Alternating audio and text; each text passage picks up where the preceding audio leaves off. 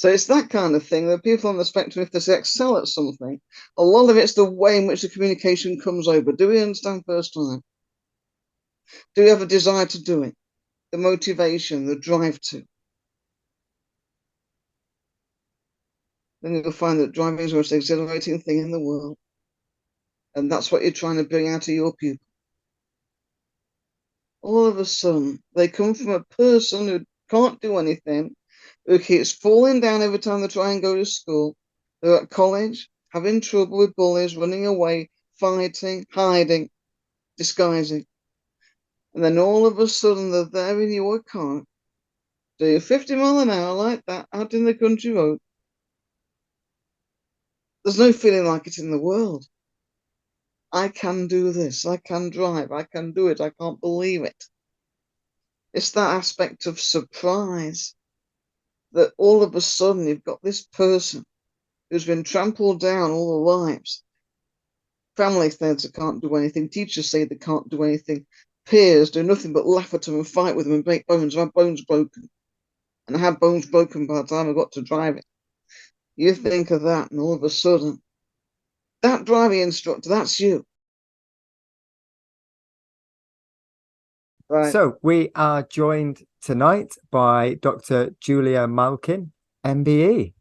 Julia, how are you doing? I'm fine, thank you. How are you? Okay. All right.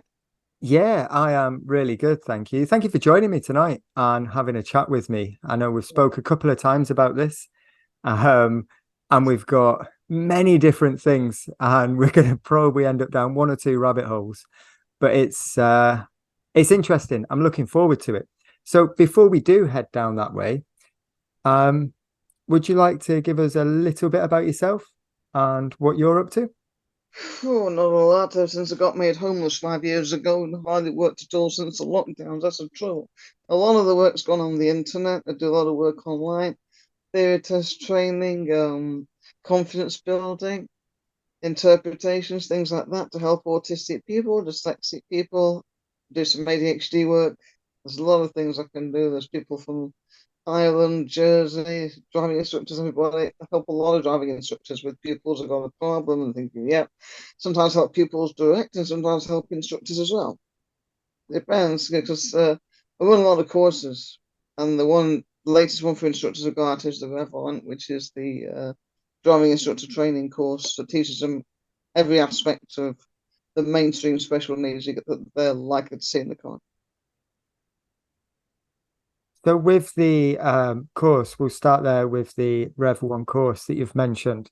What we'll do, we'll put a link in the description to that, so anyone that can that's interested can get the information and head to your page where it's available.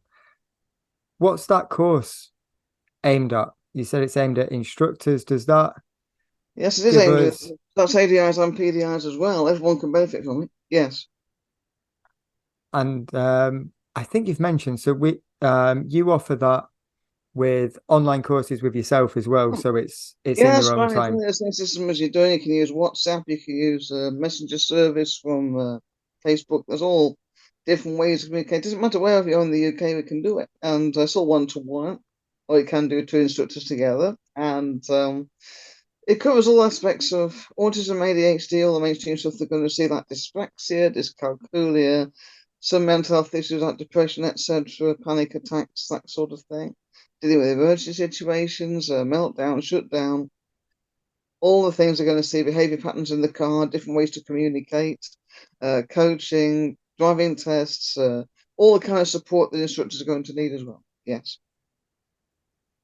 There's a lot of content there and a lot of different There's things that you 30 mentioned. hours. The 30 hours are divided into 6 modules. There's 30 hours of training for £600, and that's a bargain if ever was one. Yeah. You're going to get the best. You get the best training from somebody who's a driving instructor who already got these conditions. I've got 7 of these conditions. Some That was going to diagnosed be my with next question. yeah. Don't What worry, led you down this route? well, yeah, I was diagnosed with this attention deficit stuff. I mean, it was back in the 1970s. All it did was put kids straight on drugs for it. So I was on this Valium, which is a very, very strong drug. And it took 3 hours to walk 4 streets home from school. 3 hours to walk 4 small streets home. You know, I had to put one foot in front of the other. I was on that drug for a week, and then they took me straight off it. I was only about 6. That's what they Wow. used to do in those days. They used to see somebody with a difference or something different and dose them straight up. Right, no problem. I'll slow this person down, put them straight on drugs. Yeah, that's what they used to do. But the autism wasn't diagnosed until I was 40, and the dyslexia was diagnosed about 2, 3 years later as one of the adult ones.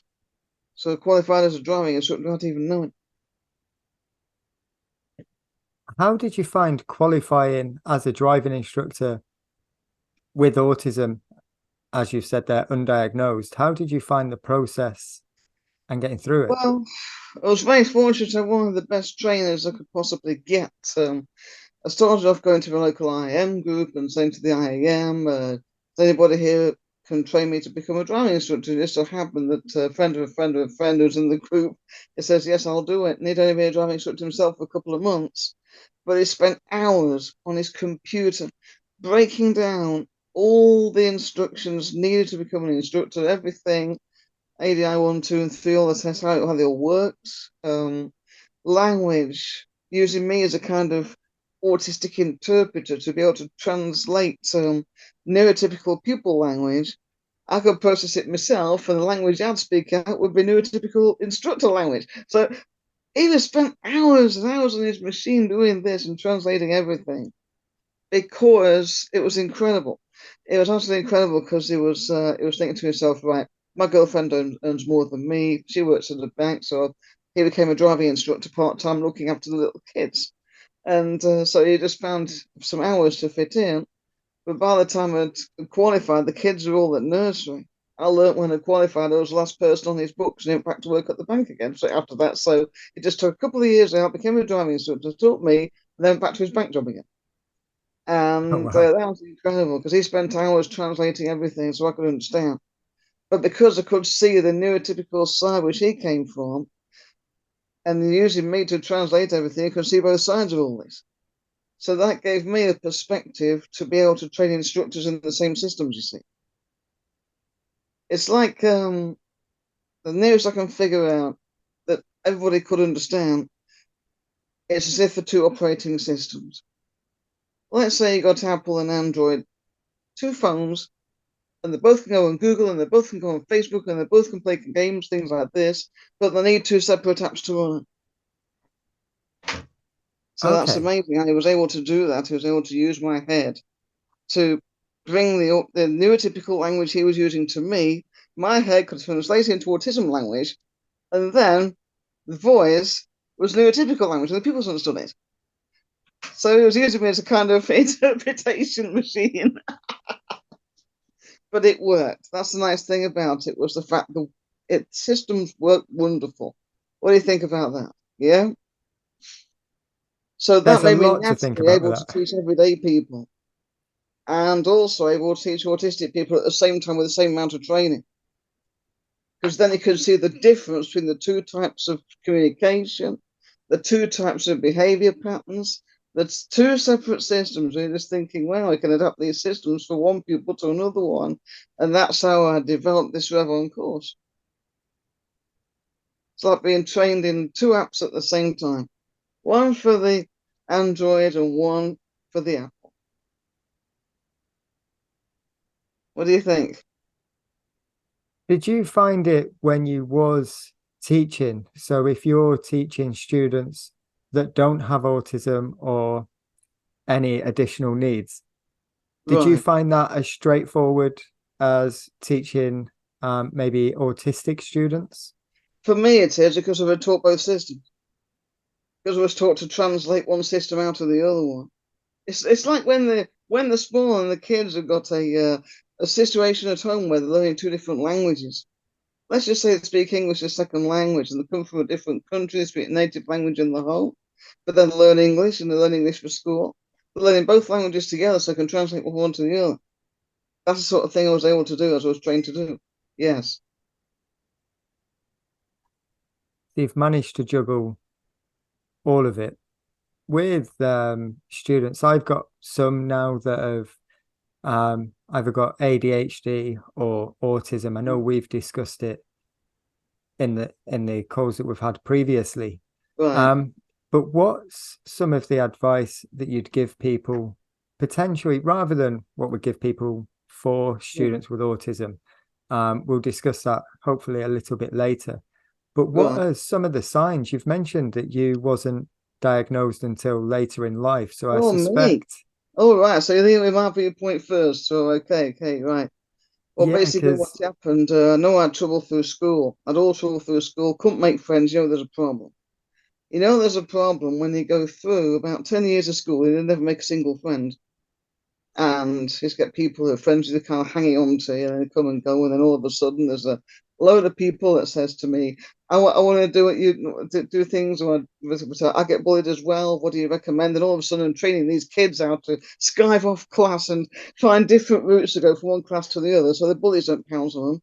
And I was doing this all the time, sort of managing this group of people at college. It's about 14, 15, and getting this kind of group going. So what do you think about that? Yeah, that was how I was able to survive. is there So it's anything quite, that yeah, would yeah, help us kind of deal potentially with people with additional needs that maybe aren't diagnosed? right, Because I know a lot of people do go undiagnosed until later in life, yeah. whether it's with ADHD or autism.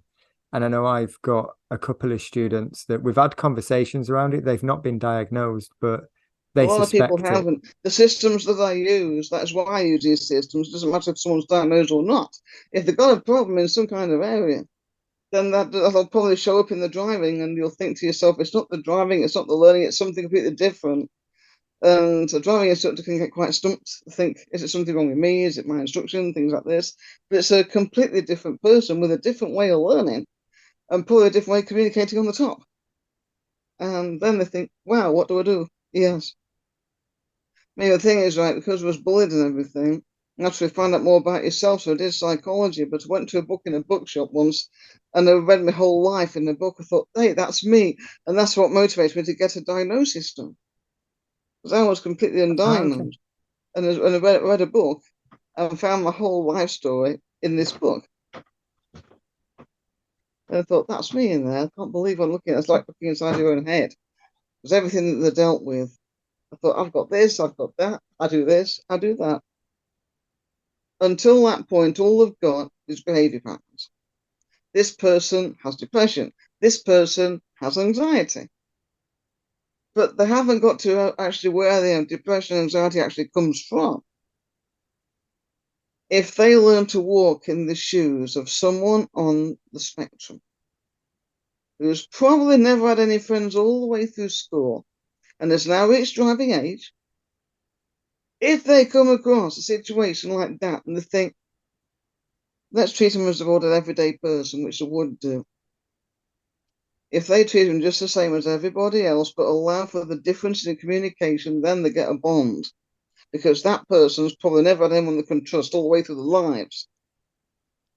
You can get families saying, no, I don't believe you got that. Nothing wrong with you. You're okay. Keep carrying on. No problem. Because that's what my adoptive mother said to me.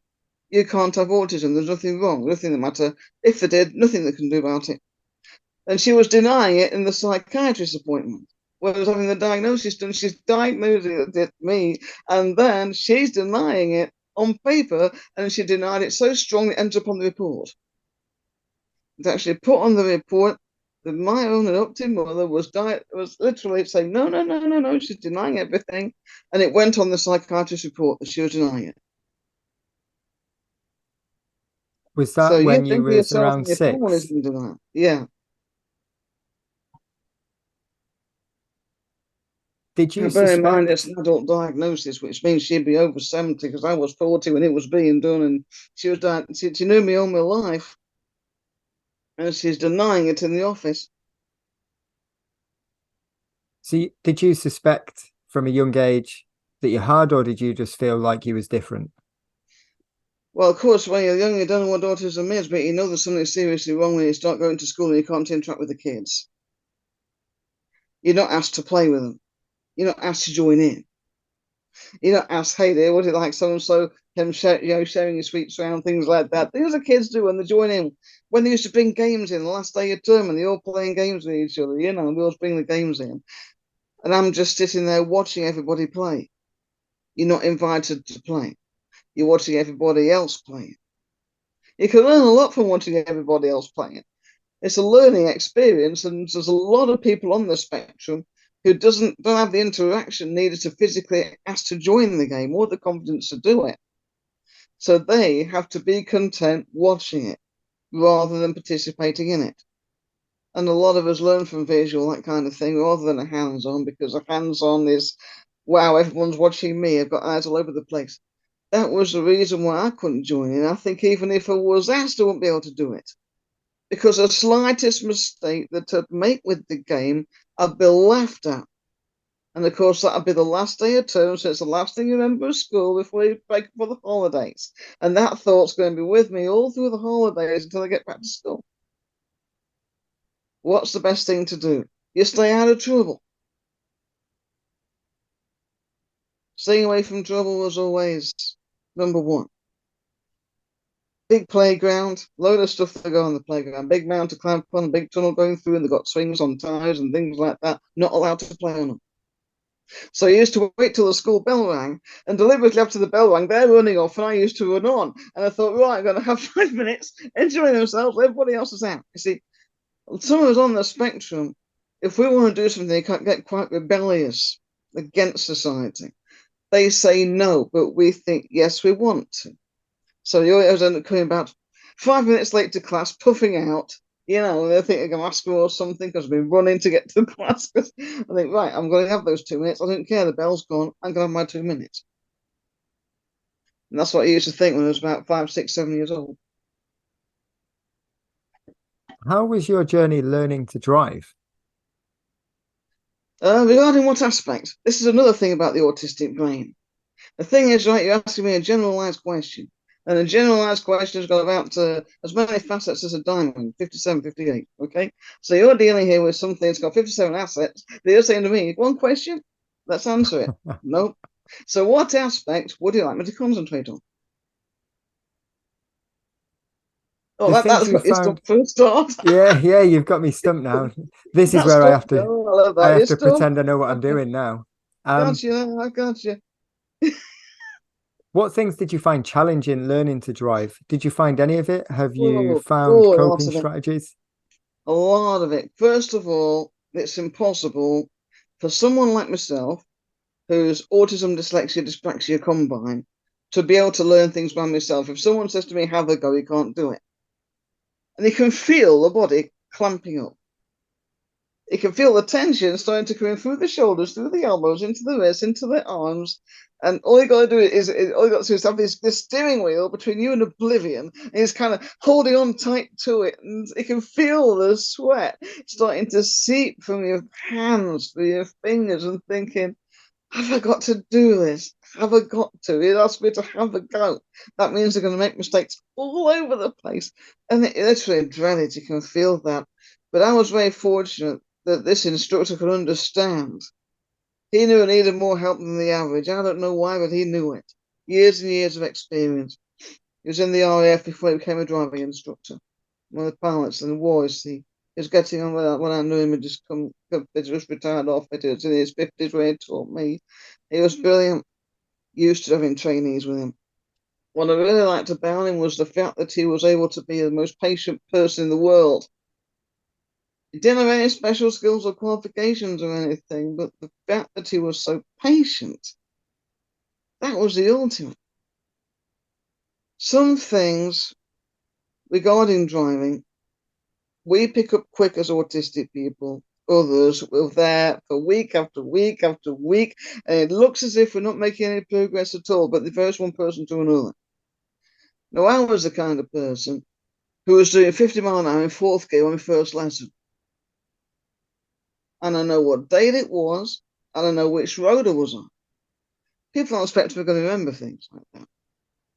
So the following day, you're not doing 50 miles an hour. Next lesson, you're doing 60 miles an hour. You're doing 60 miles an hour on my second run. That's official.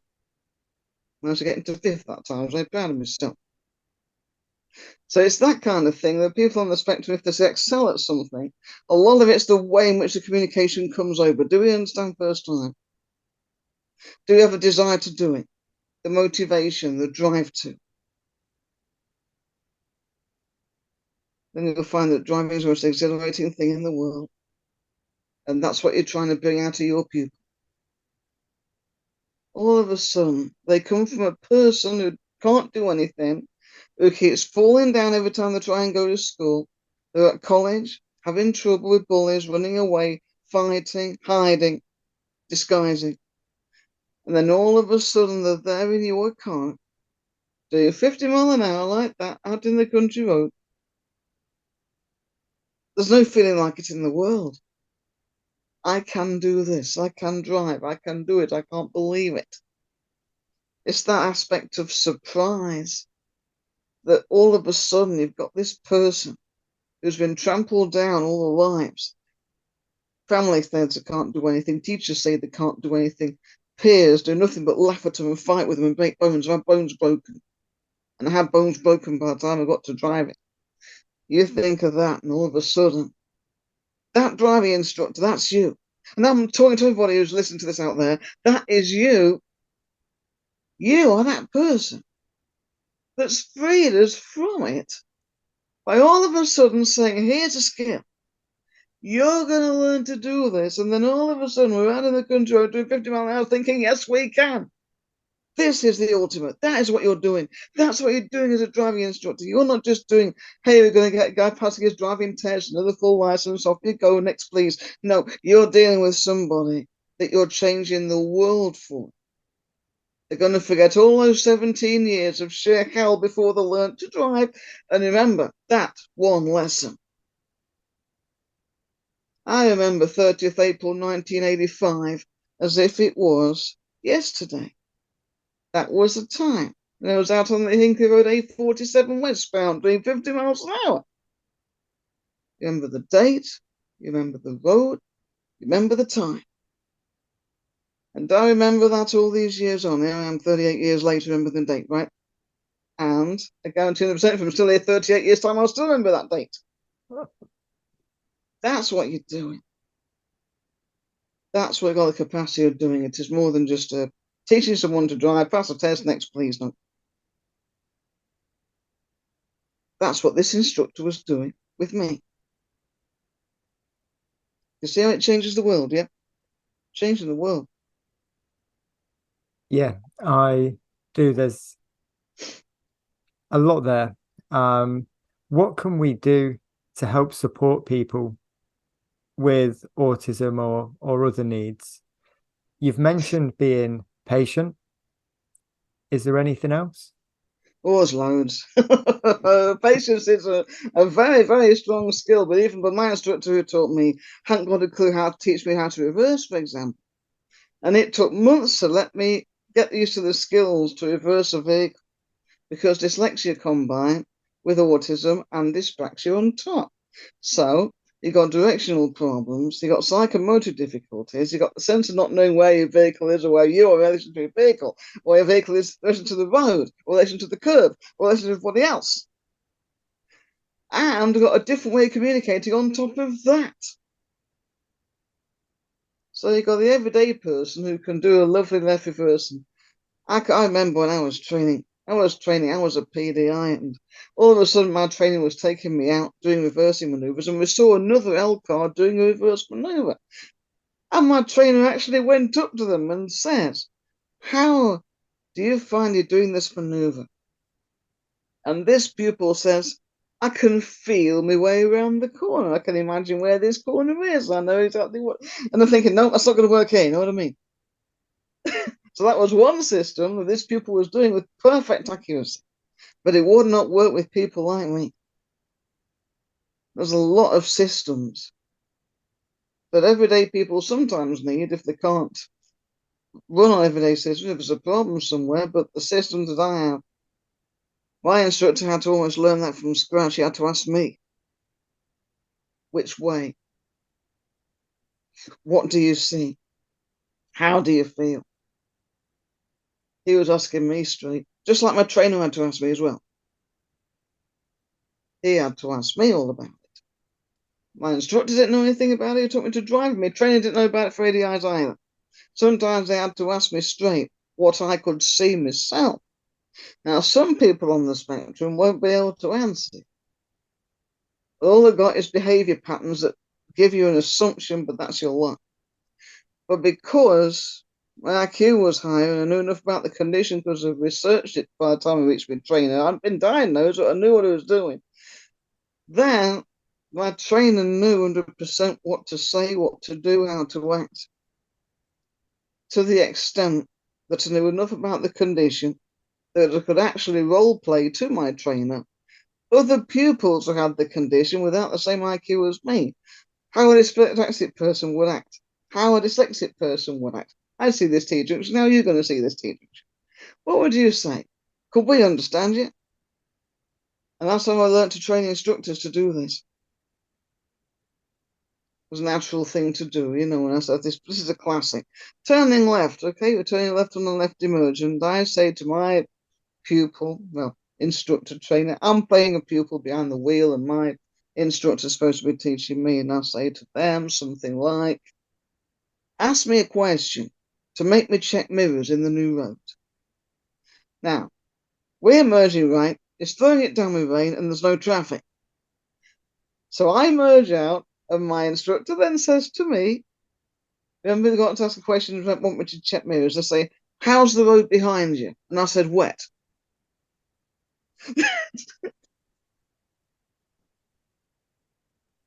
You see the problem?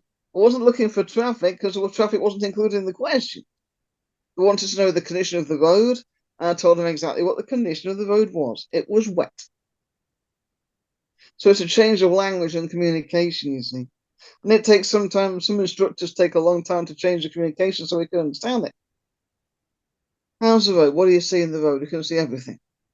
Some people, like us on the spectrum, take information in at phenomenal speeds, so much so that it drowns the brain and stops our communication going in, so we stumble over the words a lot.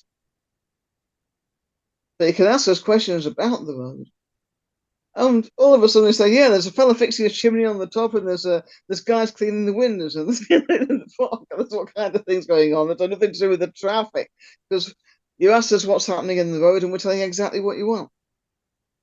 So you've often got to think about the answer you want people to give you. That's one of the things you're going to watch for, is that. What are we actually saying? What we see and what information hits us can be different to information that hits you when you're driving. So you've got to be more specific with the conversation during driving lessons. First of all, take the vagueness out. No similes, no metaphors, no terms of phrase. You've got to be straight. Secondly, put in as much detail as you can. There's no such thing as over detail. This is an insight I'm going to give you now about how some of us, level 1 autistics, fairly decent IQ, learning how to drive, this is how they think, whether the drivers and they think somebody else. Vague questions don't work. This is an example of a real life vague question. My friend once said to me, you can drive, can't you? I says, yeah. He says, if I told you to turn left and stop at the end of the road and do a maneuver, you could do it, couldn't you? The everyday person would answer yes if they could. But I stopped because the question was too vague. And then my friend asked me what I was thinking. And I says, first of all, can I enter the road and turn left? Is it legal to? Am I able to? Is it full of traffic? Is there a big queue out of the barn? What's the matter with the road ahead? Is it shut? Is there temporary lights on it? Second, can I park on the left side? Is it double yellow lines? It's opposite a school entrance. Is it a pedestrian crossing? Are there hazard warning lines? Are there zigzag lines? Anything that stops you parking? Is it full of cars and blocking someone's drive? Thirdly, am I able to do this manoeuvre? Is the road wide enough for me to take the manoeuvre? Is it a one-way street and I can't manoeuvre at all? Do I have to find a outside road to manoeuvre in? And you ask me, can I do it? Am I driving myself? Am I an advanced driver? Am I a pupil? Am I just learning how to do it? Or am I teaching someone how to do it? Am I examining someone how to do it? And so all of these thoughts, as soon as he said that question, you can turn left and stop at the side of the road and do a maneuver, can't you? And all of that was in my head at 100 miles an hour. And it was not done deliberately. It's the way the subconscious and conscious minds work together, bringing the information up. And it was like trying to get a computer to have about 8 screens on at once and trying each one try to load about 50 files on it at the same time. And that's why I couldn't answer his question. It's because the brain was working like that. So then my friend knew what I was saying and he rephrased his question. And he says, if you're driving yourself and it's legal to turn left, it's safe too, and there's no traffic, it's free to go down the road, and you can park on the left in safety because there's a place, so you're not causing any restrictions, and it's legal to park over. Then the road's wide enough for you, and it's a two-way street, very little traffic, there's plenty of ample room for you to do a maneuver. Then could you do it? And I says, yes, I can.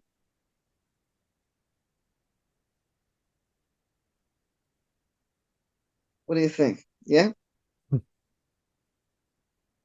I can That is see a how the real one. communication can be a challenge. It is. That's the understatement of the year. It's the understatement of the century. Yeah, honestly, I'm serious. That is real different communication, isn't it? Yeah? Because a Because I question suspect that's that's vague, that's what different it as does. well. It opens all these folders. It's like when you got like the YouTube on, it's like about 15 other video screens all over the place with the programs on it, things like that. On the streaming services, got about 50 films that can take your pick. And that's exactly what this brain is doing. When it loads all this information up, the more vagueness in the question, the more files it's going to want to load. And of course, it can't scan the entire lot at once, so it gets stumped, and there's a massive time delay, and it can't answer on time. That's why I have so much trouble at school. It isn't the answer to the question they want in class. It's the speed at which it's given. Teacher asks a question, everyone's hands go up, right? Everyone except one. Why is this one's hand not going up? Because the question is too vague. You can't use imagination to do it. So it's scrolling through loads and loads of files of information and trying to choose which answers are correct. That's what's going on in the head. So you imagine, therefore, it's not a classroom scene anymore. It's a car on a road and it's moving and there's traffic and you're asking a question. If your brain is scrolling all the information through and not answering you and nothing's being done, no wonder you're going to have trouble. Yeah? Now I can see the possible danger with it. Yep. Can you see that? Yep. It's difficult, isn't it? All of a sudden, you're trying to imagine yourself in this car, I was taught how to imagine. My trainer taught me all this. If you're thinking to yourself, hey, an autistic person can't use imagination socially, I think third and fourth and fifth parties, I was taught to do it. My trainer taught me how to. I was taught how to imagine a situation. He spent months teaching me. Imagine you're a pupil behind the wheel of your car and you're trying to teach this pupil, and the pupil can't understand what you're saying and can't unravel this information, and your car's still moving. What's the instructor going to do about it? So it's skills like this that Revon teaches. These are the skills that are so important. That's a person on the spectrum with the imagination limited trying to unravel it. You imagine that person also having dyspraxia, so short-term memory and psychomotor problems as well. You're trying to get them to stop, yeah. Or ADHD, where they can wander around and say, oh, there's a squirrel over there, and then it's them off, right? Where the eyes are going to go, the hands are going to follow, woo, over the road, right? You imagine that Yep. too. Yeah, can you see it? Can you We've see had it? that. You've had that. Yeah, oh, yes, yeah. The eyes will start going over one place and the hands will follow. Yeah, it's a nightmare when you get a puppy wandering past. Well, no, it's only cars off the there's a squirrel. Off they go. It's a massive, massive standing joke with ADHD. Think about squirrels. Yes. Because they can be halfway through the conversation or trying to do a job and all of a sudden, oh, there's a squirrel. It's a kind of distraction. It's a hunter-gatherer distraction. to be able to see things that are hidden, to hunt them down and gather it up. So it's very, very old as ADHD. But you can use that for excellent hazard spotting. One of the things I teach everyone is how to use it as a positive. Everything that we are and what our brains have is seen as society as negative. Instructors need to use everything that we are and everything our brains have as positives to help us learn, help us drive, help us grow. And it can be done. I had a person on the autism spectrum come to me from Nottingham to Leicester on a train. And every Saturday, he used to catch his train and come down to Leicester to get a taxi from the station to see me. After 9 lessons, he was test standard. He had no car to practice him, and I was his only instructor he'd ever had. So he didn't have any prior skill or anything like that. He was ready after 9 runs. 9 hours, 1 hour, 1 hour lessons, 1. And then I transferred him to an instructor who had trained in Nottingham, his hometown, so he could get to know his own town. He's only been in Leicester, you see, where I used to live when I before I got made homeless and actually got a place to live that was decent. And in those days, training runs, everything, and everything inside out. This guy was learning beautiful. 8 hours, 8 hours, getting ready, 9 hours, 100% ready. Then transfer him. He had 1 hour with our instructor up in Nottingham who had taught, went in for a test, passed first time with no faults. It can be done. It can be done. Does this communication differ with different levels on the spectrum, or is it does, unique to because each individual nowadays, person? right, the first thing I'll do is get rid of the old language, right? Rewrite it into the new language that they use today. Asperger syndrome, nowadays, no such thing. Autism, level 1. High functioning autism, sort of level 1 to level 2 crossing over. That doesn't exist anymore as level 1, level 2. But the level 3 is not somebody really who an instructor will normally see on an everyday basis, because they have usually accompanying disabilities. You got to remember that autism itself is not a disability, it's a difference and a difficulty, because it doesn't affect the intellect. But the level 3s are more likely to have something that does affect the intellect and won't have a diagnosis in some cases. It's not the autism doing it, it's accompanying disabilities on the top. They're very, very hard to teach. I had one once, and it took 7 years. I had his IQ measure, it was only 70. What did him was motivation. He wanted to drive more than anything else on this earth. Everything was driving with him. I had to warn his dad to say, hey, it's going to cost you a lot of money to get this guy going. I mean, he says, no, let him do it if that's what he wants to do. But it took so long. It will take years if you see a level 3. Because level 3 is what they call the old Kanner's autism, the old type, which is what they call classic autism in some cases. They've got rid of all of those terms now, and nowadays it's a level 3. Level 3s are the ones that need considerable support. Okay, level 2s need a fair amount of support, and I've seen several level 2s come along, but the level 1's the commonest that the instructors are going to see. They're going to have a fair command of language and vocabulary and use of words. They're going to be able to see things and decide things. They're going to be able to make decisions based on what they see, and they're going to be able to learn to anticipate and react. All the basic driver skills they can do, but the communication's totally different. In many, many cases, the interaction's down as well. The social imagination can either be about somewhere between half of what everyday people can do, or 0% like me. And honestly, I'm serious. Social imagination is roughly 0 with some of these people. So I've got to be careful when I see one of them. You don't tell them jokes because they can't laugh at it. They won't know what it means. They can understand the words, but can't understand what it means. And so if you mention that in the lesson, they're not concentrating on the lesson. They're 24/7 trying to work your joke out what you're trying to say. You have a common turn of phrase. Do you know what it is? You say, I'm Robbie about to told you find what. out. You say rabbit holes. You always say rabbit holes. And every time I hear you say rabbit holes, I'm thinking about rabbits. Because it's a turn of phrase that I don't know what I've never met before. And that's something as a driving instructor you have to be aware of. Does a person know when I mention a rabbit hole, it doesn't mean a literal hole?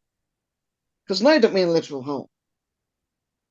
But I'm trying to work it out. I'm thinking rabbit holes. I know there'd be a rabbit hole, it fall down rabbit hole. Rabbit holes. People on the spectrum pick things up like that and they start playing it around in their heads. And sometimes they can stop and write it down and then Google it and see what it means if they've got the strength to do that. When I used to go to conference meetings and things like this and sit at the table, we used to have two lots of notes. The notes from the actual meeting itself and another load of notes with the words that I didn't understand and the turns of phrases I couldn't get, and Google all that when I got back. Because everybody uses turns of phrase and they don't even know they're doing it. And persons like that, which are autism level 1, they know the rough wording, but unless they've been taught with a turn of phrase in the family or something like that and been taught what it means, a strange phrase can shut them off and think, oh, what's this? And then, of course, the brain's trying to process that on top of what they're doing.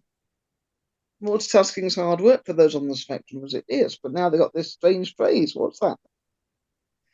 So that's why we say no similes, no metaphors, turns of phrase at all. Everything's all straight. Be as clear as you can. You can't just say to a student who's just come out of school, you can't just say to his lessons in the afternoon, how was college? He'll say it's still there. See what I mean? You can't say to them, how are things? What do you want to know? Do you want to know what the weather's like in South Africa? What the Dow Jones is doing on the United States Stock Exchange? What information would you like? How are things? You're literally going into Google and asking that. You don't know what information you're going to get. It's amazing. They call those little professors, and that's the reason why, because information sometimes will take facts in. Facts, information, we can absorb them like sponges sometimes. But if you say, how are things? You probably won't get the answer that you're looking for. Comes back to that vague question again. I think, yeah. Yeah, because you're making that brain produce about 50 screens on the screen, and then it's trying to pick out which one you want. That's something I do need to be more mindful of. I do have some students that are on the spectrum. I'm not sure whereabouts, but things that you're saying there resonate with some of the situations I found myself in on lessons. But sometimes as well, things can be taken quite literal.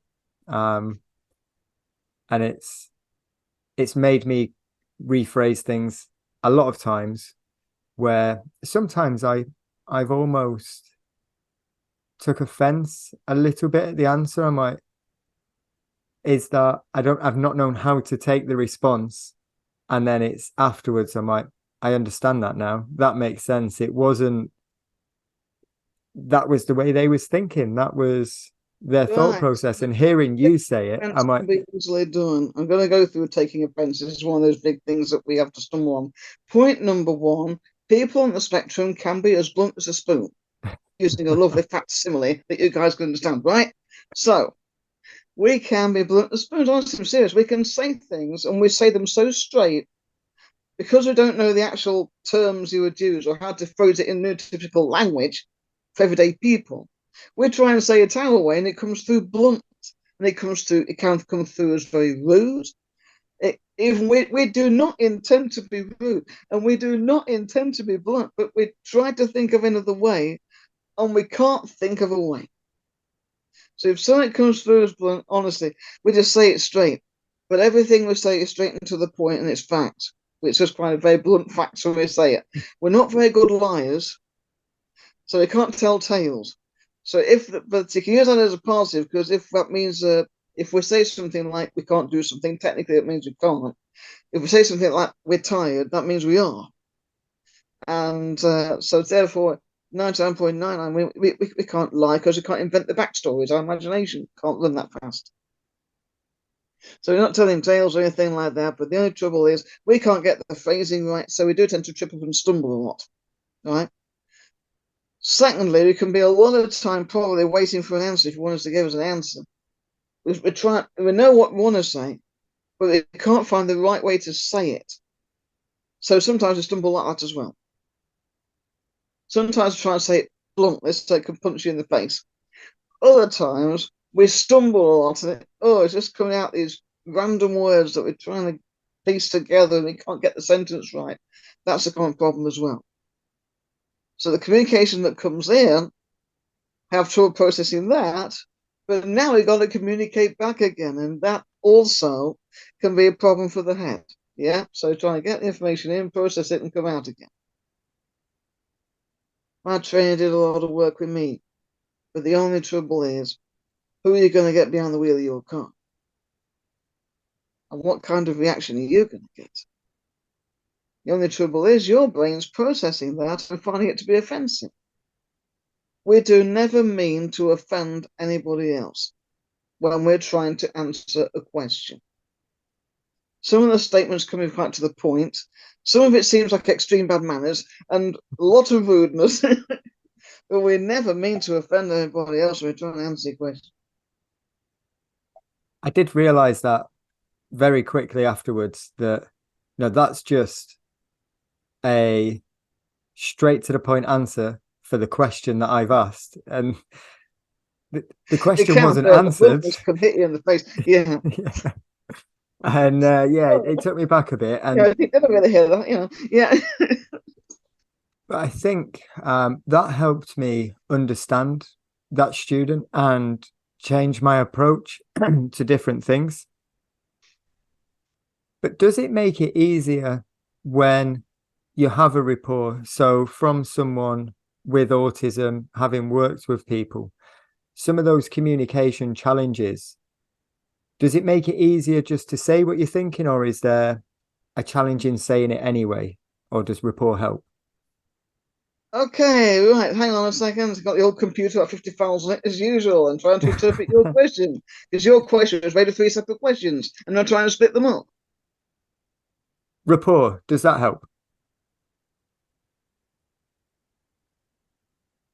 Identify. Can you give us an example? So if you're struggling answering questions, processing information, if you trust the person that's sat next to you, does it make it easier to just say what you're thinking, or are you likely to do that anyway?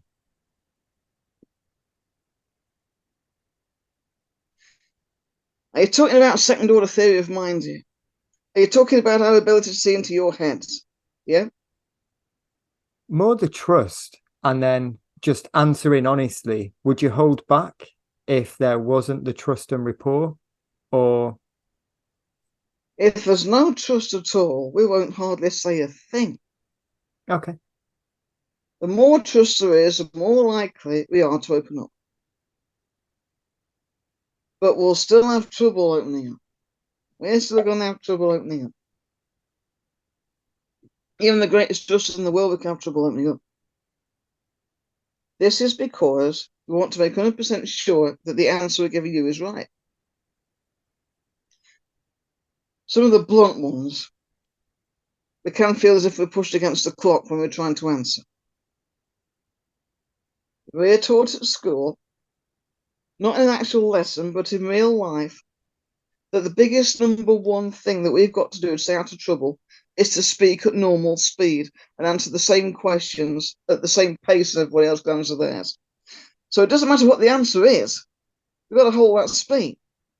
If we're 2 seconds late answering a question, you're thick as a plank, you are, you're stupid, yeah, mental. And that's the kind of bullying you get, yeah?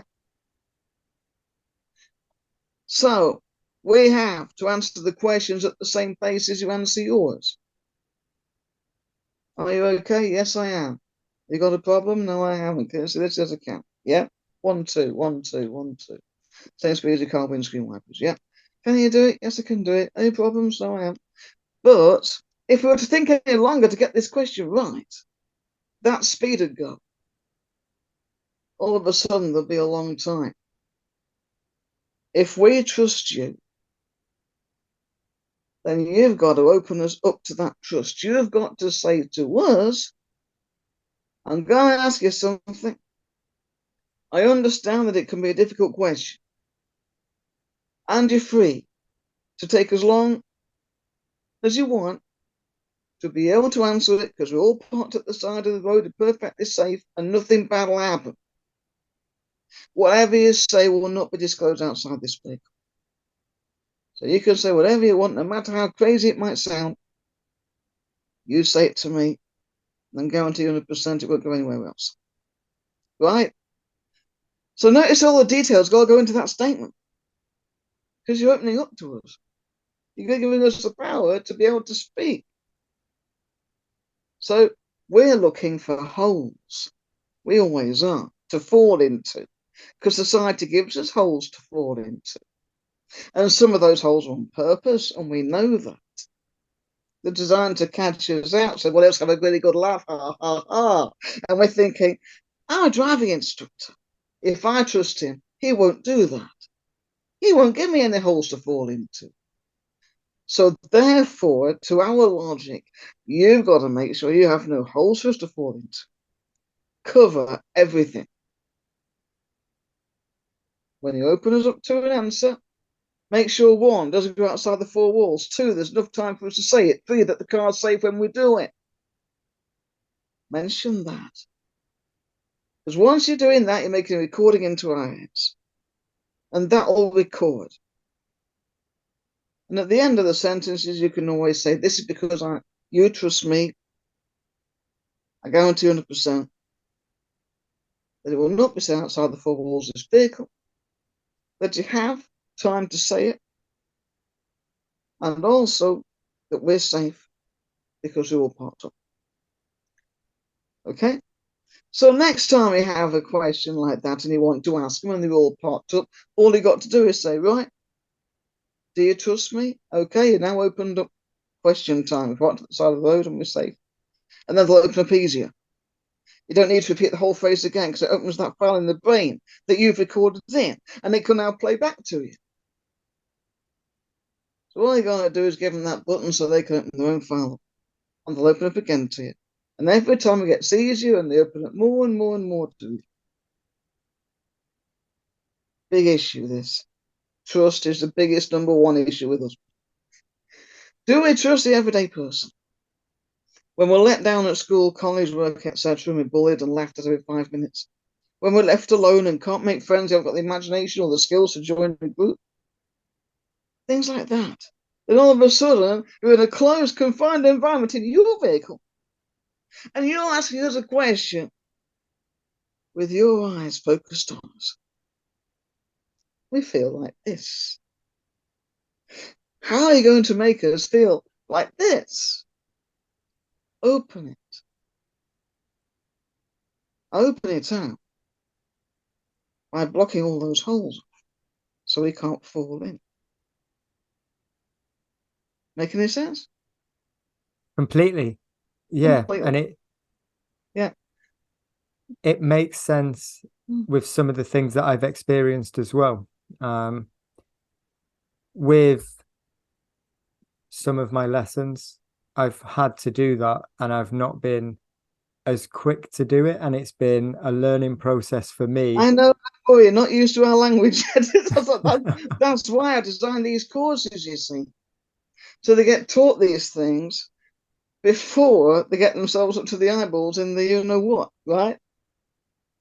Because it can totally destroy the relationship between the instructor and pupil if there's something happening in your car and you're not ready, and all of a sudden there's a hole and oh, it's terrible. Yes, it's terrible on both sides. Yes. Are there signs for us to spot that with people going undiagnosed? Look for the language. Look for the kind of words we use. Look for how logical the voice is. Look for the tone of voice. Does it alternate or is it monotone? Is it flat? Look at the voice speed. Tell the person to talk about themselves and notice what the person talks about. Do they talk automatically about driving? If they do, it's a motivation. Go for it. Do they talk about their hobbies and the interests that they're interested in? If so, it's a personal passion. And that's 90% of our soul. And that's something you can really use now when you've got the skill to use that. Person on the autism spectrum have interests that are very, very strong, very, very powerful sometimes, that have been there since childhood, that everybody else thinks of even like little kids whenever they go for it, but they relax us and calm us down. So think about that. If they start raving on about something and babble on all the time, and some on the spectrum will not know when to stop. They'll keep going and going and going and going and going like that, and they won't even know when someone's bored. They won't know anything to stop. Just keep on and on and on, and you're just trying, right, excuse me, let's get on with this lesson. That's why if they go like that, you got to allow them 5 minutes at the end of the run to do it. Some people are desperate to talk about the things that interest them. You got to allow 5 minutes at the end of the run, but trust issue. Make sure, because they're watching that clock and they're waiting for their 5 minutes. Don't let them down.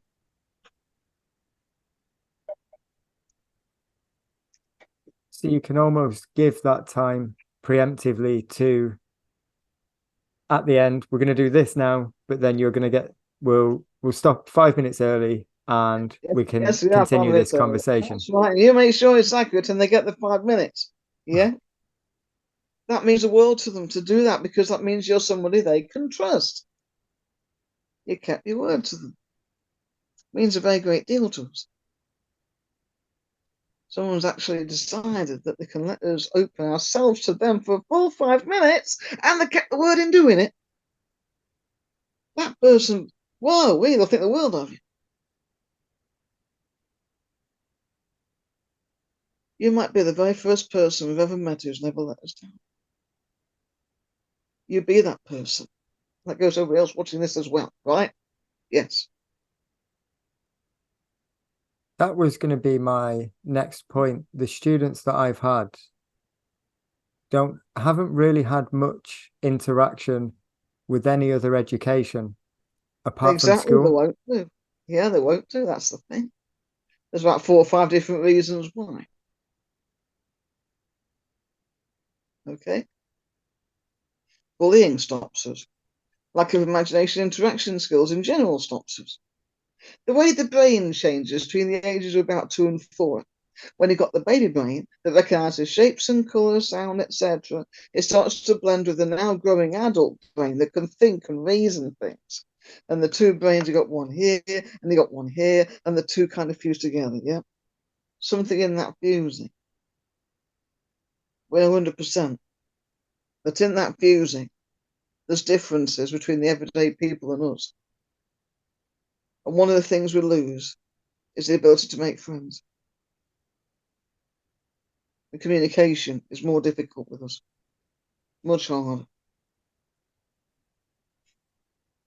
We think things far more deeply. And on top of that, we could have sensory sensitivity come in as well. So everything with brightness is 20 times as bright to us as it is for you. The slightest little sound is about 20 times louder for us as it is for you. That's what hypersensitivity. There's hyposensitivity as well, where you can't get enough of these sensitive sounds to keep asking again and again for it. They're usually associated with level 3. Level 1s will probably get blinded by it. You got to watch for that. So you're dealing with a lot of difference. You got speed and perception of traffic, for example. You can have 2 totally different faults, but caused by the one autism problem. You can get people who are pedestrians wandering casually across roads without a care in the world about the traffic. And you get some more that are so terrified to cross the road that wouldn't even put one foot on it if there's a car about 400 yards in the distance. And both of those 2 problems can be caused by a person being on the autism spectrum. The first case doesn't have the imagination to be able to tell the speed and position of traffic, so they wander across. The concept of social imagination means they do not know the boundaries or where to set them. The second one has got far heightened fear because of the imagination difficulty. Because they also do not know when to go, they've got a far heightened sense of caution, which means they don't cross at all. So you got the two totally different people and the one common autism denominator.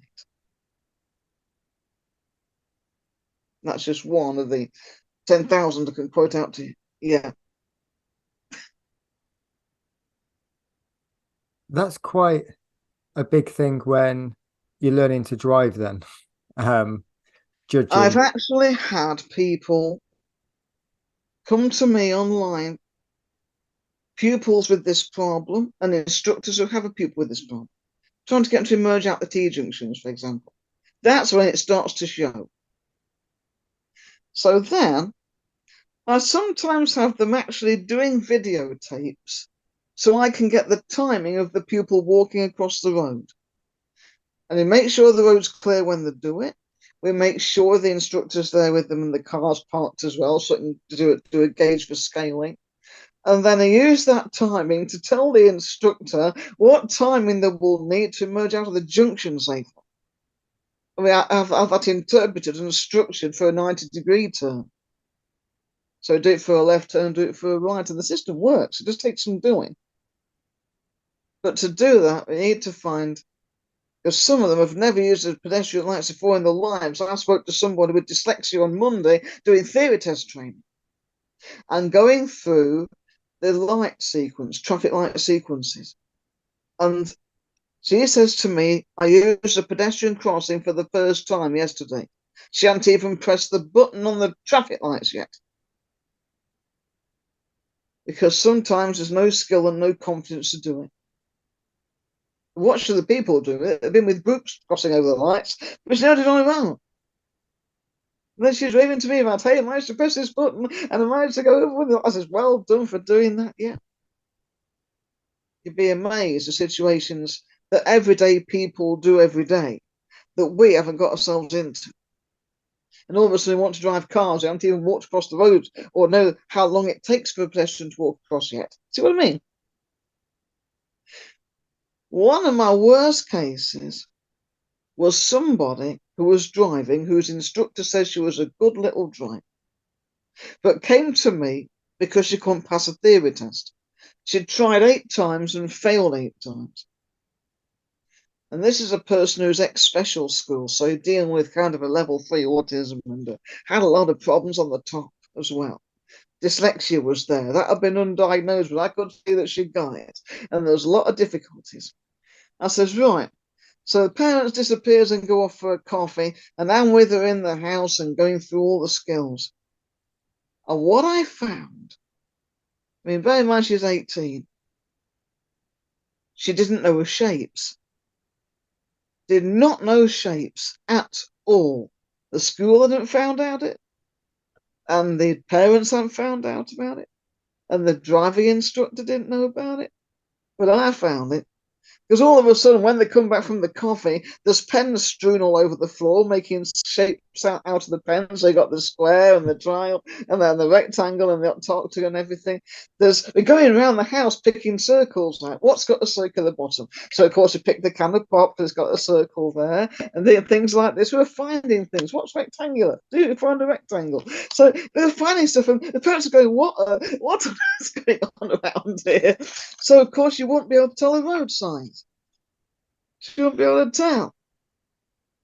Hazard warning triangles and things like that. Triangular warning signs and circles for big O for order, I said to her. So I was giving orders, big O for order. And so teaching all these things and how to remember everything. And then trained her a couple of sessions and she passed the theory test. But nobody knew that she didn't know his shapes. What do you think of that? How she managed that? How did she manage what? I don't understand. What, going through to 18 without knowing the shapes? Yeah. She's in a special school that didn't go through it for exams at that school. Okay. There's a lot of special schools that main function is to keep them away from the world and away from the bullies and try to cope as best they can. You know, facilities can be limited, money's definitely limited. We have a lot of facilities, some of them don't. The particular school where she went to didn't go for exams. So consequently, as soon as they're 18, they've got to leave. But there's a very frightening world out there. She doesn't know anything about it. She got the basic numerics and she got the basic ability to read, write, etc. She's been taught the basic skills, telling the time and all that. And she can count, and she can add up, and she can spell just about. The reading was just about level. She had to wear headphones when doing the questions because the reading wasn't to the ability, and had to have interpret a lot of terms to her. But she was never taught shapes. Never taught it. She was 18. And so here's we going around the house saying, right, see if we can find a circle. And then all of a sudden, after she got used to finding them in the house with household items, then she was getting used to finding the different ones in the highway code then. Then he used to get the signs of the highway code saying, right, find us a circle. What does that mean? What kind of sign's got a circle? What kind of sign's a triangle? And of course, then you're really into it then. This is just in about a space of an hour and a half. And then she's really kind of warming up, and then we're getting some serious work done after that, yeah.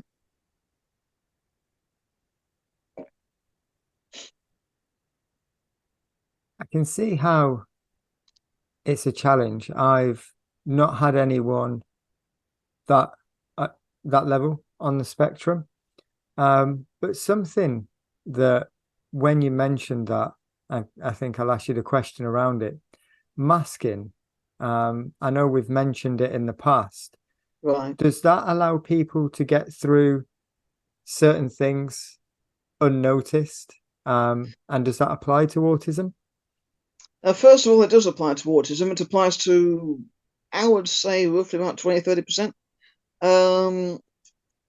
It doesn't allow us to do it. It's not a lovely open door we can walk straight through, but it's more of an enabler. It's kind of a coping mechanism. It helps us function to those 20-30% who can do it well. There are 4 ways in which we cope when we're under stress. Masking or disguising is one way that we can do it. There's several ways in which masking can take place. We can either completely pretend or copy everybody else. We try to think, what would mum or dad do in this situation, then try to follow the different moves and things like this. We stay out, so stay to the back, so we're not pulled to the front, that kind of thing. But we're able to go into that room full of people. I get this question asked sometimes by autism people who come to me and saying, I'm okay and usually, but the family's got a wedding and they want me to turn up and I've got to put on this show. How am I going to do it? I don't want people to know I'm autistic. I want to disguise the autism. And they're the words they use. They want that autism disguised. So I've got to teach them all this kind of mannerisms and differences and what to do if a stranger approaches you. Facial expressions. Not to stare, not to look at the floor, but to look away and look back and have it timed. And it's really a programming machine to do it. Masking has to be done to that level to make sure that autism's never seen. But that's one of the 4 ways in which we cope. Avoiding is another one. Running away is another one, and hiding is another one. But masking, that's very clever, and only the top of the level 1 autistics can get away with that. And really put on a show so they can sit in a conference room or have a job interview situation or something like that and get away with it. Because it's higher level stuff. The neurotypicals do, they have trouble. But us, we have far more. So you've got to learn to put on a show and be able to hold that show for as long as you can. That's why standards check can be so difficult for us. Because we've got to hold on to our own abilities while at the same time acting like an everyday person towards your examiner. So we're just thinking like, oh, right, the examiner thinks he's dealing with an everyday pupil. I mean, everyday person. I've got people in the car who do it to me every day as well. Great. I'm being treated like everybody else. I don't want the autism to show to the examiner because he might mark me down and I might lose points and this and that. We worry a lot, yes. So trying to put on a show is quite difficult because I can't hold on very long. And I always say, if they're in a situation like weddings or something like that, for goodness sake, after half an hour, get out, get a break. Because it's too much. There's far more likely a chance of meltdown and shutdown because of that. If in a social situation, things can go wrong very quickly. I'll give you an example. I got a stall at an autism fair, held at one of the directors' rooms in a football ground. Middle of June, lovely weather, boiling hot in there, probably too hot for the people. But of course, the local autistic group turned up. Big load of guys at the front who are on the autism spectrum. Most of the 300 or so that were there were social workers. And I got a stall there advertising all my driving stuff. Now, an incident happened. Hubby's in the bog, so he's in the gents, he's busy, I'm minding the stall. And then all of a sudden, one of these fellas at the front goes absolutely berserk and storms out the door. And there's 300 social workers in it. They go, what? Didn't know what was happening. I knew exactly what was going on. I'm behind the stall in the back of the room, and he yelled out around the corner to the gents, Colin, mind the stall, I've got to board after this person. It's a great big burly bloke who's absolutely mad with fury. He was stomping out of the room, and I'm the only one who followed him. Would he follow someone like that? Someone thought I was nuts, but I went after this guy because I knew exactly what to do. You gotta know what to do when they get like that. Something started a massive meltdown off. But about 5 minutes went by, we're out of the building, and all of a sudden this poor woman was rushing out to reception. Oh, hey, there's been a problem. What's the matter? Is everything okay? I says, look, I says, just talking about Man United.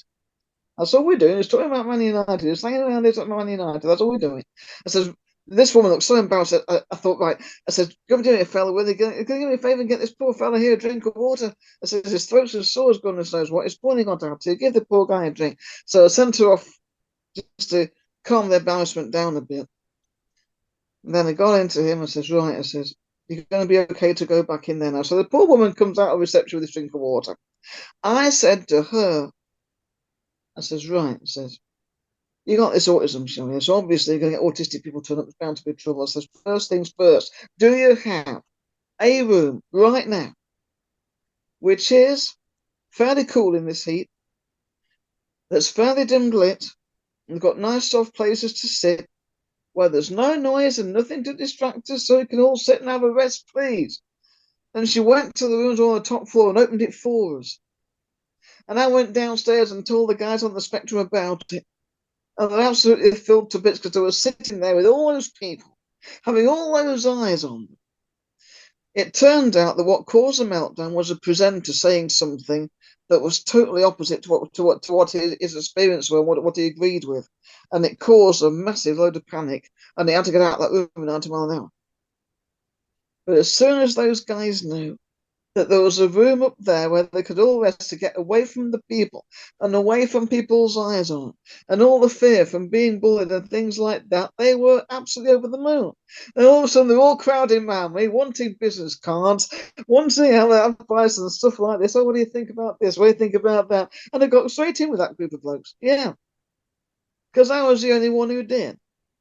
And all those 300 social workers who goes, what? They didn't do a thing. Because I didn't know what to do. That's the thing, I just did not know. You gotta know. And sometimes the only way you can know is be one of them, or be taught to see through our eyes, into our heads, and know what's causing our behaviors. And that's what the courses teach you.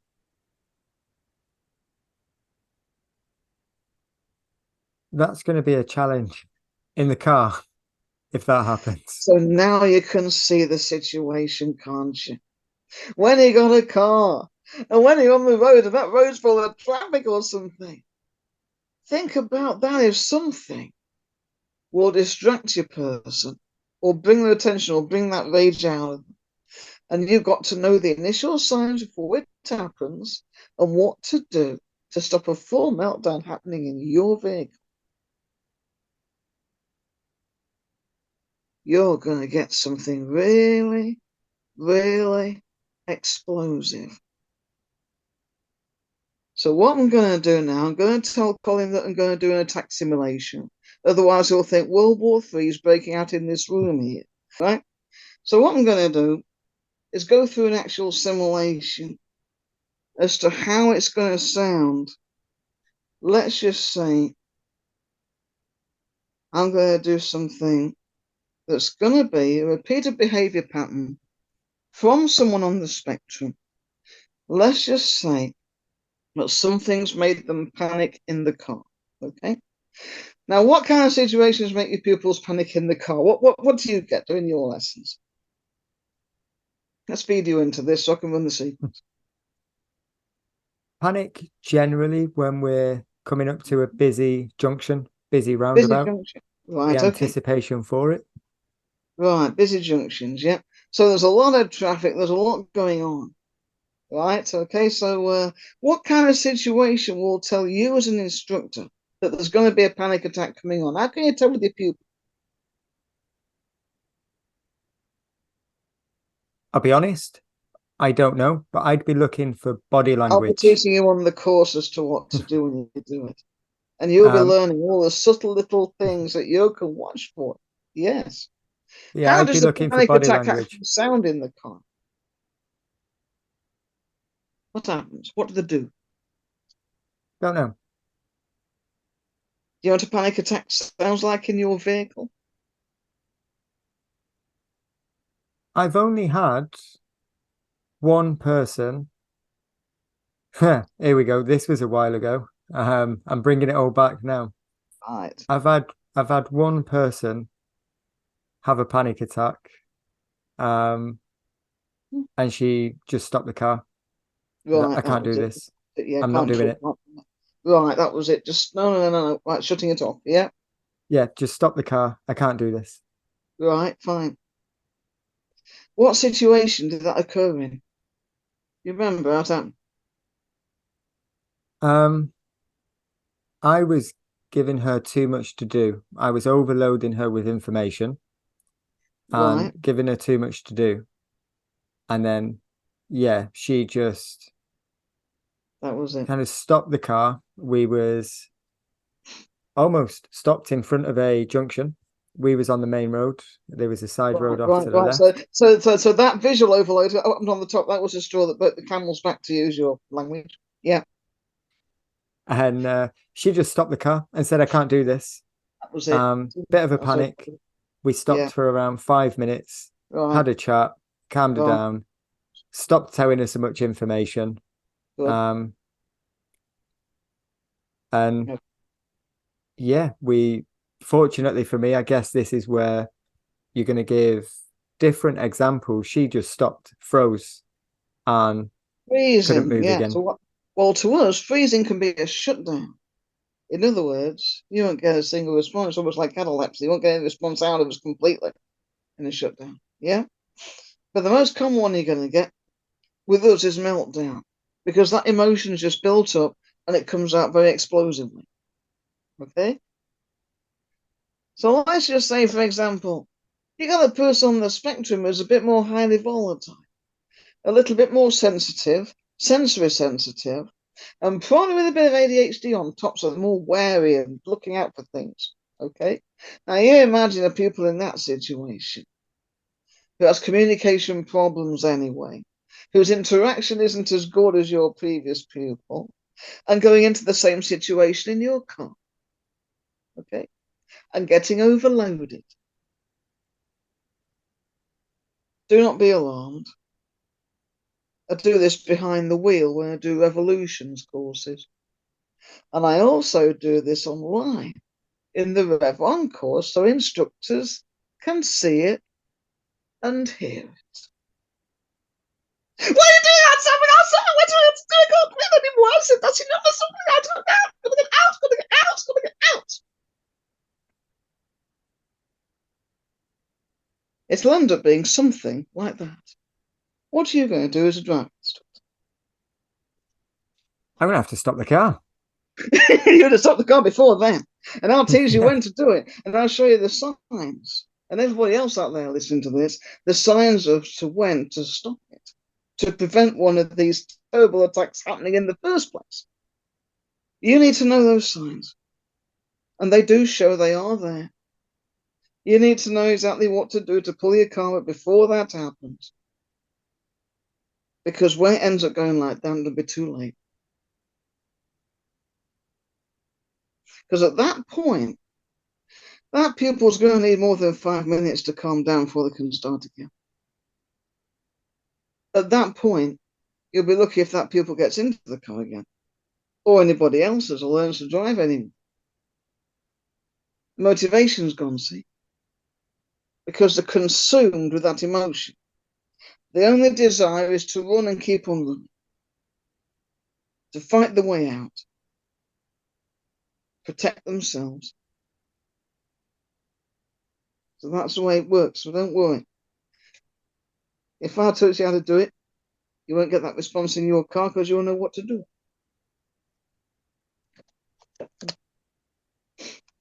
Now, Yeah. prevention's better than cure. Hmm. We all know that. I can go through the science till Christmas, but especially if you don't bring them on in the first place, right? Questions. One question per sentence. No, not more than one. Short, sharp, succinct. One of my people this week liked that word. I says, oh yes, succinct. That works. Lovely, that. Short, sharp, clip sentences. Yeah, one sentence per question. So it doesn't wander off into another question like a lot of them do. Then you got to give them time to answer it. If the question is complex or demands more than one answer or some thinking time, make sure you're pulled up when it happens. You won't be able to do it on road very well. Make sure the situation that you're asking questions in isn't one that's full of a lot going on, a lot of houses, or a lot of traffic. Even if the cars are all standing still at the traffic lights, the amount of information coming in off them is blinding to us.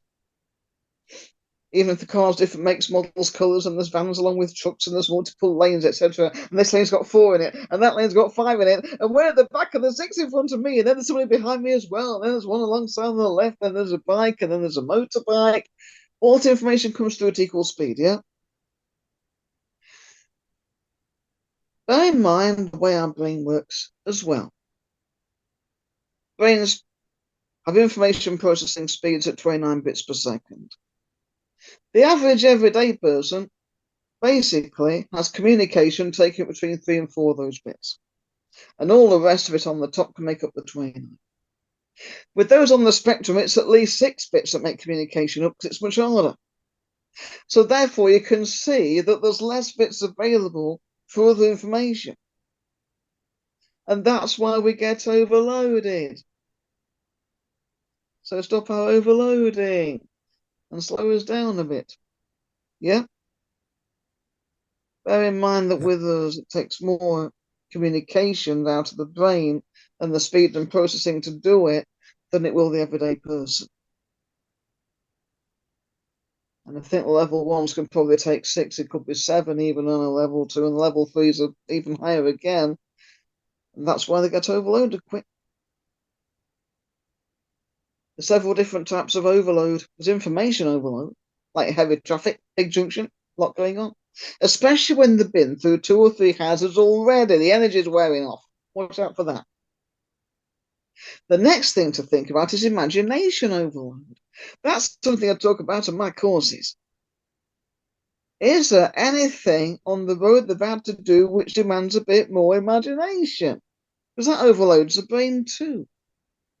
It's hard to think about something that demands a bit of imagination.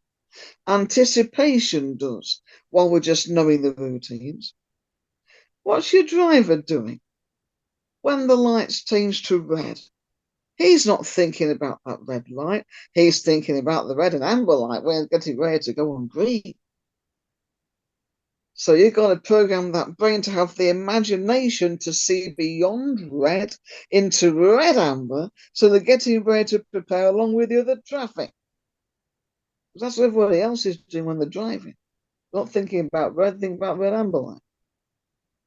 Thinking, what's the next one? I'm ready for the next one. You might not know that's how every driver thinks. And your pupils got to think like that too. Ooh, they think, my lights are on red, I've stopped okay, everything's all right. And all of a sudden, hands off the wheel and go flop. Yeah? They're not thinking about the next part of the sequence. That's most of my students. It was on the spectrum, especially because of the effort it took to be able to stop on red in the first place. Oh, it is. You know, I've actually had one person that literally was his driving lesson was 20 minutes. And after 20 minutes, he disappeared into his driving seat. You could hardly see him. He'd gone flop. Oh, it's absolutely flat out of 20 minutes because of the imagination gap. He'd used so much imagination for anticipation, things like this, that he'd gone absolutely drained off. 20 minutes, he was solid gone. And then his mother was in the back seat, was very concerned. Could often take the parents in the back, you see, watching the lessons, so they keep track of the progress, know where the progress is taking them, and be there just in case the confidence breaks up, you see. So mother's in the back telling me, she's saying, is he going? I says, oh yeah, no problem. I says, don't worry about it. It's 20 minutes at the moment, but it's going to be 25, and then it's going to be 30, and build him up to an hour. Don't worry about that. And he did do. He did build it up and build it up. But the first few lessons were flat out 20 minutes. But that was nothing to do with the challenge he was facing in the drive. It was a challenge his brain was facing with the imagination, thinking about anticipation and hazards, what would happen next, making the brain think forward than the current place. And that's what was flattening out like a carpet. What do you think of that?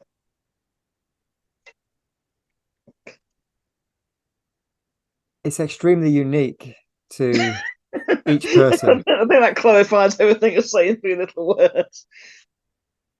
It is, isn't it? And it's a different world. I'm telling you, it's a different world out there. yeah, because like I said, I've had students with autism, a couple, and some have got through tests, some are still with me, and each one's different. And some of the things you're saying as well, it makes sense as to some of the things that I faced with those students and the ways moving forward. Because I try very early on to understand how people try to learn or how they'd like to learn. And in all honesty, a lot of students, I don't think they really know, because at school, it's a one size fits all. And then when they're asked the question, how do you learn? That I don't Ooh, know. how can they answer that? Yeah. No. There's two basic people on the spectrum you're going to see. Those that are aware they're on the spectrum but don't know about the condition and can't speak about it because of that.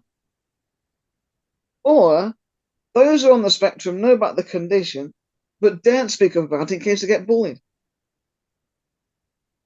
You very seldom get somebody who knows they're on the spectrum, knows about the condition, and is able to speak. Because I can speak about it. Because I've gone past that bullying stage, I've got hardened off to it.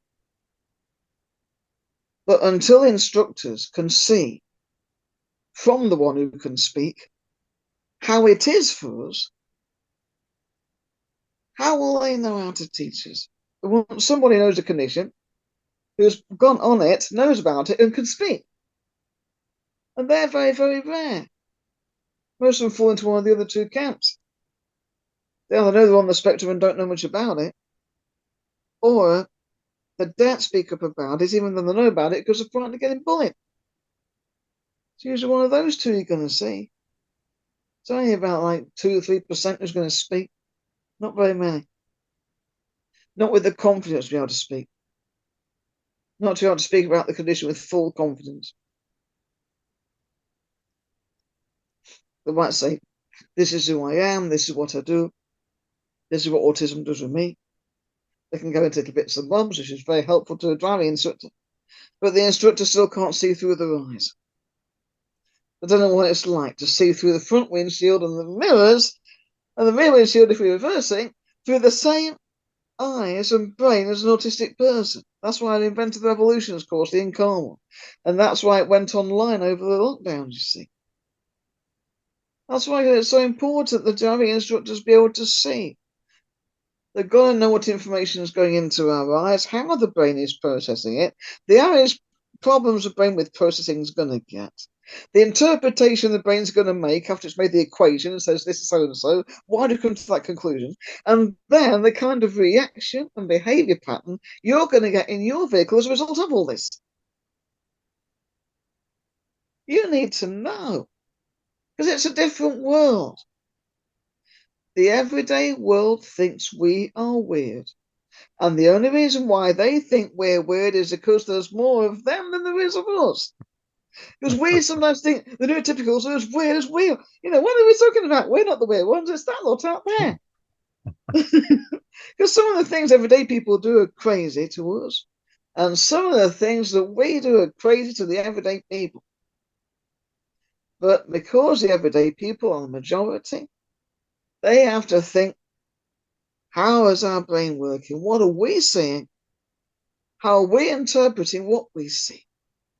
And what kind of behavior and reactions in the car we're going to get as a result? And how can I train this brain to be able to be safe and drive this car? That's why I designed Rev On. That's why I do what I do. And I think it is so important. I think every instructor in the country ought to do it, because there's loads of us out there. Loads of us want to drive and we're not getting the support. I taught one. I was his 7th instructor. 7. First of all, he had the same instructor as his brother. Couldn't teach him, no problem. Goes to his next one. Second couldn't do anything either. Third one couldn't. Fourth one couldn't. Fifth one says, you'll never drive a manual car. You need to have an automatic. So number 6 was automatic. He was still having a bit of problems, but he wasn't happy in automatic. He says, I want to drive a manual like my brother. So I end up being the 7th one in the manual car, and he goes and flies through it. Know that brain. What a driving instructor is doing, whenever they teach anyone with special needs, and I don't care if it's dyslexia, autism, dyspraxia, or dyscalculia, I don't give a damn what it is. I don't care what it is. The fact is, when you're teaching one of us, when we pass our driving test, it is more than just a test, more than just a full license. We hold a license in our hands. It's not a license to drive a car, not to us. It's a license to be in your world, because we have got a skill that you've got, and we can do something you can do. And it opens doors. And it opens doors to jobs. And it opens doors to education and independence and 1,000 other things. And we think we can do what you can do because we've got a full license. You're opening that world to us. You're giving us confidence. You're giving us self-esteem. You're giving us roles to play in your world. That's what you're doing when you are behind the wheel of your car. And I say that to you and everyone else who's watching this. Can't be any clearer than that. You are opening your world to us. It is the best thing that you could ever do. Saving lives. I gave you some hard statistics now. 20. I think it's that it's 1 in 7. Well, 7 per 1,000. 7 per 1,000 on the autism spectrum will die by suicide. And for everyone that succeeds, 20 more try. Nearly every single unexplained and unexpected suicide is an autistic person. These are official statistics from National Autistic Society's own figures. So what you're doing is also giving us a reason for living. We can stay alive because of what you're doing. What you're doing is helping us live. And I can't say that clear enough. As a person who's had 4 suicide attempts myself, and Samaritans bailed me out twice, 100% you're helping us survive. You help us to live. You help us as a role to play. You're helping us to see your world. You guys built this world. We didn't build it. The car's not built by us, they're built by you. The roads aren't built by us, they're built by you. But you're a driving instructor who can introduce us to your car and to the road and to your world. See how important it is? I wish every driving instructor could do that course that I'm on. Even if it helps just 3 or 4 people, that's 3 or 4 lives that you've opened your world to. And of course, you're opening more than 3 or 4. You'll be opening everybody else's world as well. You'll be amazed what skills you can learn to teach us. It strengthens every driving instructor. What do you think? I'd not realized the impact. That's I can tell you we were absolutely thrown. 100%, that's true. The impact of what you're doing is building a bridge between our world and yours. Now, bear in mind, the level threes are happier in their own little world sometimes. They can kind of like happy doing their own things over and over again, that kind of thing. So I've been staring at phones too long, my eyes are going a bit woo. So the next thing we do is think of the level twos that want to be in your world, can't be part of it, and can't cross over from their world over here to your world over there. They can't get this bridge going, okay? There's that bridge separates this world from your world. We haven't got the imagination skills to do it. We can't get the friendship skills to do it. We haven't got the relationship skills to do it. There's a lot of things we can't do. Separate here, us from you. Now, because you're giving us the ability to drive, what you're doing is being able to say, this is our world, this is how it works. This is one of the vehicles we made in our world. These are one of the roads that you're driving on that we made. But you're behind the wheel of this vehicle, and I'm giving you the chance to be able to do it. This world is now going to be open to you. You might get some with low self-esteem kind of creeping out of their world step by step, thinking, oh dear, and it's a frightening place. And some will get afraid. Some will get afraid of the car, and some will get afraid of the road. Because it's not our world. But we're being introduced to it slowly, gradually. You imagine the man from Mars suddenly landing on the road and thinking, what's all this? So sometimes it's like that because our world has been totally different. When I made a film called Autistic Driving School, it was on BBC Three way back in 10. You can get excerpts on YouTube. I was offered, after that film had been made, I was offered to present at a university in Nottingham, saying, hey, we're doing all kinds of disability work here. We want to help more disabled people come to the university. Would you like to present for us? And of course, I says, yeah, no problem. So I says, right, no problem, count me in. So I did this presentation in the room and asked if there was any questions. And this young lad was just sitting there watching me, and there's a lady who was nudging him. I think it was a social worker, giving him a nudge, and managed to get him to stand up. And he says, my name's Tom. I says, hello, Tom. I says, what can I do for you? He says, don't really want to ask a question, but I want to tell you something that happened to me. I says, yes, please, tell me. And he goes, I'm on the autism spectrum. I left school, couldn't go to school anymore after I was 12. I was always in my room, trying to do homeschooling, spending all my spare time on the computer, got no mates, never went out of the house. I says, that's a situation. He says, yeah, but I saw Autistic Driving School on the TV. And do you realise what happened after I saw Autistic Driving School on the TV? I left the house for the first time. I walked down to the front gate and went out onto the street, and the whole room went woof. They were up in the air because of this young lad and what my program had done and how I'd helped his life. Next minute, we were friends on Facebook, kept a sharp eye on him. He did a course in engineering at college and has now got a career.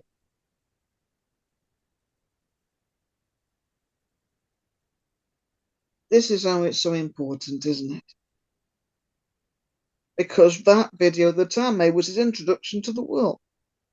That world's a frightening place. He was prepared now to go out of the house and explore our world, your world, to go down and explore the roads that you made and be able to then drive a car that you built and then all of a sudden go to college. And he's now got a place in it. See? That's the sort of thing you're doing. I can see the emotion in your face right now. And I hope everybody else who's watching this gets the same kind of emotion. Because this is really big, big, big stuff. Yeah? What do you think? True story. it's massively impactful. And I knew someone passing their driving test and getting a license was kind of a big milestone in people's lives and gives the freedoms. But I think from what you've said there, it's a lot deeper. It's not just I can go and drive. It's way bigger than that. Oh, it's alive. It's like when you spent a whole world in a dark room and then all of a sudden coming out and whoa, look at all this. Why can't I do this before? Why didn't I see this before? Why can't I go this place before? You are the bridge between those worlds. Driving instructors are one of the bridges that links the two worlds together. Be the bridge that links the worlds. Our world to yours. Be that bridge. What Be a that. place to get to. Yeah. I'm noticing we've been sat for a little while, looking at screens. Yeah, Before no, my we eyes went all off a disappear, few minutes ago. do you have anything else to share? Because I think that Well, has covered a lot. well, we've been through a lot of ground. Yeah. Well, I can always make a sequel. I'll see if we can design it, a sequel. But honestly, people need to know this important. That's the most important thing, yeah. The life-saving element of it, and the fact you're introducing a life, because instructors are so used to having pupils that, oh yeah, I want to learn to drive, want to get a driver's license. You know what I mean? They pass a driving test, take somebody else on, and don't see that person again. See, that's a driving instructor's life. But they don't really realize, do they? Exactly, in our cases, what they actually are doing. Opening a world up to a person. That's not a driving license. Driving license has been a plastic on a card. This is a whole world that you're opening up to us. By being able to communicate with us, understand our behavior patterns, to be able to see the road as we see it, and understand how our brains process the information, knowing what to do in a certain situation to help us, the support we're going to need, the kind of reactions you're going to get, how to make us be the best with what we have, how to use the things that society calls negative in a positive way. These courses teach you how to do that. Every instructor that's been on them, 2 hours and the brain's blown, and then we go through more different details and things like this. It's another planet because you are exploring our world. You become as one of us by doing this course, seeing the world as we see it. And then all of a sudden you'll realize the problems and the challenges that we get. And you think, oh, we find solutions. Working here to think about solutions to help other people. It's fantastic. But instructors need that. Big number one goal I've got is to get as many instructors in the UK trained as possible, and maybe even get examiners doing it. Because to become an examiner demands that you do a psychometric test. There's hardly anybody on the spectrum at all who can do it because we can't pass psychometrics. So therefore, in the world of examiners, there's hardly anybody on the spectrum. Which means, therefore, there's nobody looking through our eyes or inside our heads. They do get disability training, but it's more like loading wheelchairs up and things like that. The vast examiners what training they don't get it. Yep. Well, that'd be fantastic, wouldn't it? If examiners could understand us too. Because the type of support they put on for us is nowhere near sufficient for our needs, or technically, no. They're trying to be as inclusive as they can up there, but there's a lot that we need, and there's a lot that they don't know. Just total lack of knowledge. That is why we have like Autism Awareness Month in April. I'm thinking that's ridiculous. They're all aware that autism's out there, but are we supported? Do they know what support we need? No, of course they don't.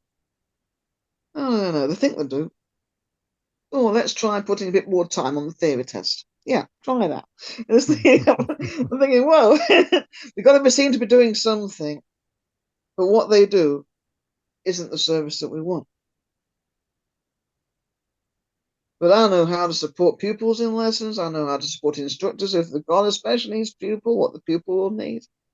I've worked online where they've got instructors, pupil, and myself online together, so we all help the pupil learn to drive at the same time. Yeah, because the instructor sees one viewpoint, the pupil's got another.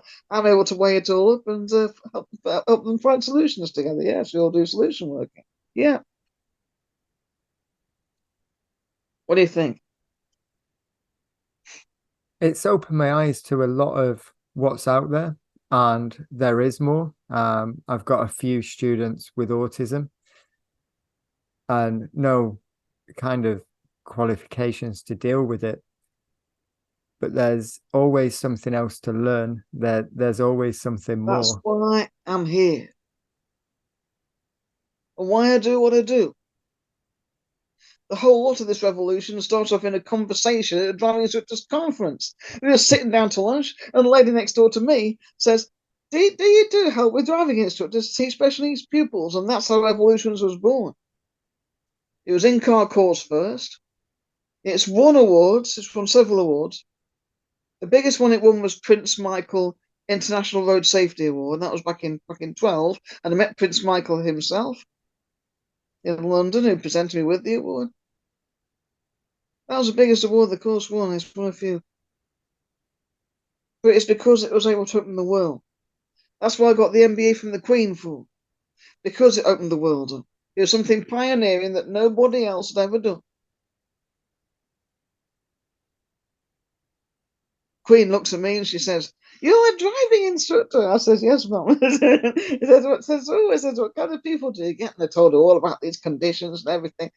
But I'm telling you, she gave me a smile that was out of this world. And even though that poor lady's gone, I can still see that smile on her face. She looked at me and smiled at me as if I was a granddaughter she's not seen for 20 years, just driving on the doorstep. Wow, really, really, really great. Very enthusiastic. Loved the work I was doing. Loved it.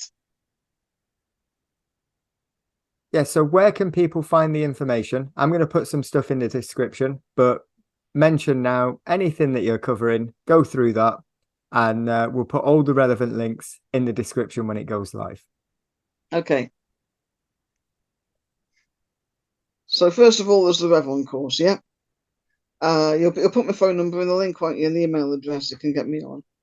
Any information you want, yep, we'll put in the description.